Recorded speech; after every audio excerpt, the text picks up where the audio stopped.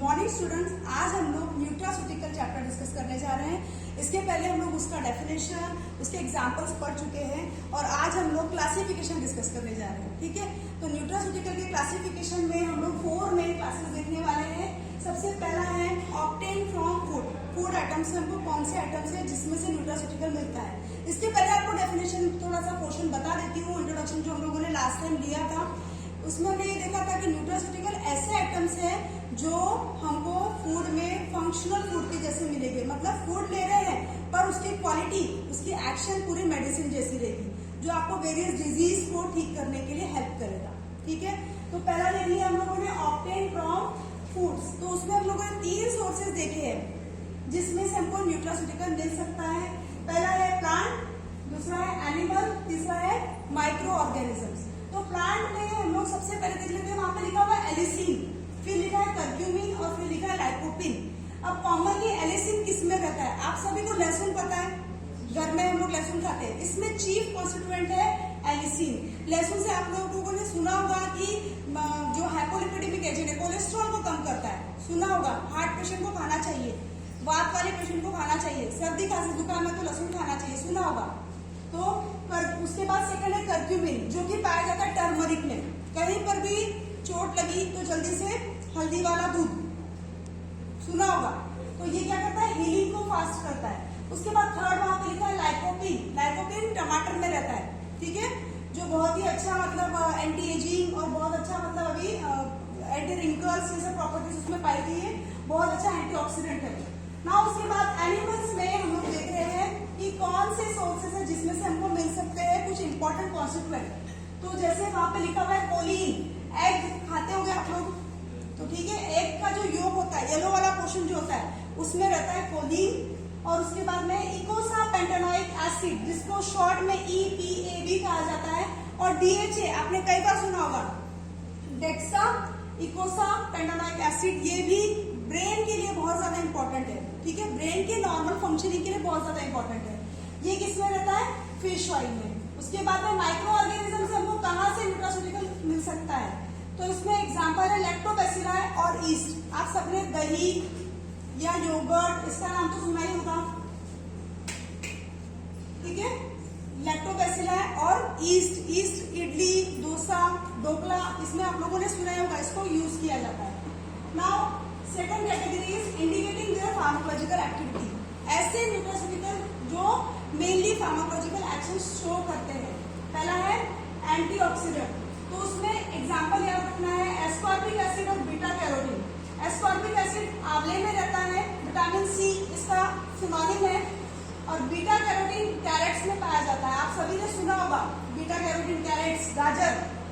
और anti inflammatory में curcumin, हल्दी, अगेन वही वाला मैं रिपीट बता रही हूँ यहाँ पर। उसके बाद में एंटी कैंसर, जितने भी सिट्रस फ्रूट्स रहते हैं जैसे कि स्वीट लाइम, ऑरेंज, लेमन, सभी में लिमोनिन पाया जाता है और ये बहुत ही अच्छा एंटी कैंसर है। उसके बाद में बोन प्रोटेक्टिव, जो हमारे बोन को स्ट्रॉन्ग करता है। तो सोया प्रोटीन या सोया मिल्क या कॉमनली मिल्क जो हमारे घर में आता है वो भी एनरिच होता है कैल्शियम आयन से, और उस वजह से बोन को बहुत अच्छी प्रोटेक्शन मिलती है। साइमल्टेनियसली नेक्स्ट कैटेगरी देख रहे हैं एंटी बैक्टीरियल की, जैसे कि गार्लिक, जिंजर और कर्क्यूमिन, ये बहुत ही अच्छे एंटी बैक्टीरियल होते हैं। तो फूड के जरिए भी हम अच्छा एंटी बैक्टीरियल हमारे डाइट के जरिए ले सकते हैं। Now the third one is according to their chemical nature. Chemical nature में यहाँ पर 4th, 5th कैटेगरीज लिखी हुई है, जैसे फिनोलिक कंपाउंड्स, ठीक है। फिनोलिक कंपाउंड्स में टैनिन्स और फ्लेवोनॉइड्स का वहां पर इन्वॉल्वमेंट है। आपने ग्रीन टी सुना होगा, ठीक है, बहुत ऐड में देखते हैं हम लोग टी, ये सभी एनरिच्ड है इसमें फिनोलिक कंपाउंड्स में, जो कि बहुत अच्छे न्यूट्रास्यूटिकल्स है। प्रोटीन्स में कोलिन, जो मैंने वापस से आपको बताया, एग योक में पाया जाता है। उसके बाद आइसोप्रिनॉइड्स, टोकोफेरॉल कंटेनिंग रहता है, ये फिश ऑयल में बहुत ज्यादा पाया जाता है। उसके बाद फैटी एसिड्स, जो हर बार हम लोग बोलते हैं कि ऑयल खाना अच्छा नहीं है, लेकिन हेल्दी ऑयल जिसमें मोनो अनसैचुरेटेड फैटी एसिड्स मूफा और पॉली अनसैचुरेटेड फैटी एसिड पूफा, ये ऑयल में रहते हैं। राइस ब्रान ऑयल वगैरह सुना होगा तुम लोगों ने, उसमें ये एनरिच रहता है और हार्ट के लिए बहुत अच्छा रहता है, ठीक है ना। उसके बाद मिनरल्स में ये जो पोटेशियम, जिंक और कॉपर ये हमारे डाइट में आने चाहिए। तो कैल्शियम के लिए आप लोगों को तो पता है मिल्क बहुत अच्छा सोर्स है। बहुत सारे पोटेशियम किसमें रहता है? एनीवन? पोटेशियम बहुत एनरिच रहता है फूड आइटम, किसी को पता है? नहीं पता? नहीं पता? ओके, जिंक और कॉपर किसमें रहता है? कॉपर को हम कैसे ला सकते हैं अपने इसमें? तांबे के इसमें आजकल पानी का बहुत चलन बढ़ा है, तो उसके जरिए हम कॉपर ले सकते हैं, है ना। Now fourth one is according to higher content in specific food items. Beta carotene ये कैरेट से मिल जाएगा आपको। कैटेचिन अगर ज्यादा चाहिए तो टी से मिल जाएगा। EPA और DHA फिश ऑयल अगर चाहिए तो वो आपको फिश ऑयल से या जो भी इसके मतलब प्रोडक्ट्स रहते हैं उसमें मिल जाएगा। लाइकोपीन अगर एनरिच चाहिए, ज्यादा क्वांटिटी में चाहिए तो वो टोमेटो से मिल सकता है। तो इस तरीके से ये क्लासिफिकेशन आपको पढ़ना है। न्यूट्रास्यूटिकल से रिलेटेड पूरा यहाँ पर क्लासिफिकेशन बताया है। साइड में केमिकल नेचर के क्लास में वहां पर मैंने माइक्रोबियल बताया है। माइक्रोबियल को भी समझ लेंगे।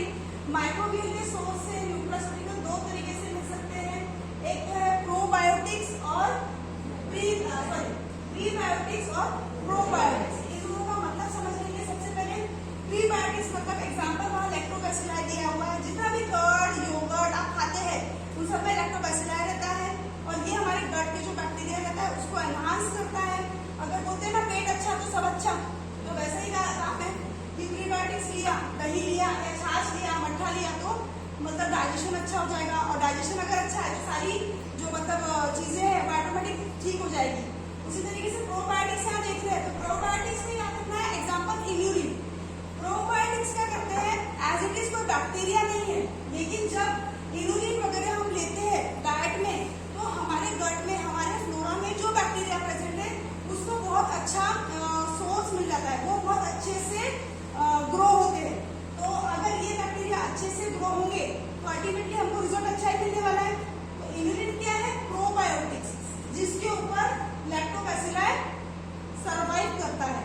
तो इसको हम बाहर से दे सकते हैं और इसको हम अच्छा ग्रो कर सकते हैं। तो ये हो गया माइक्रोबियल फ्लोरा को हम कैसे इंप्रूव कर सकते हैं। तो ये हम लोगों ने टोटल पूरा देख लिया nutraceutical along with this 4 classes. Food के जैसा पार्थोलॉजिकल एक्टिविटीज से रिलेटेड, केमिकल नेचर से रिलेटेड और higher content food items. Thank you.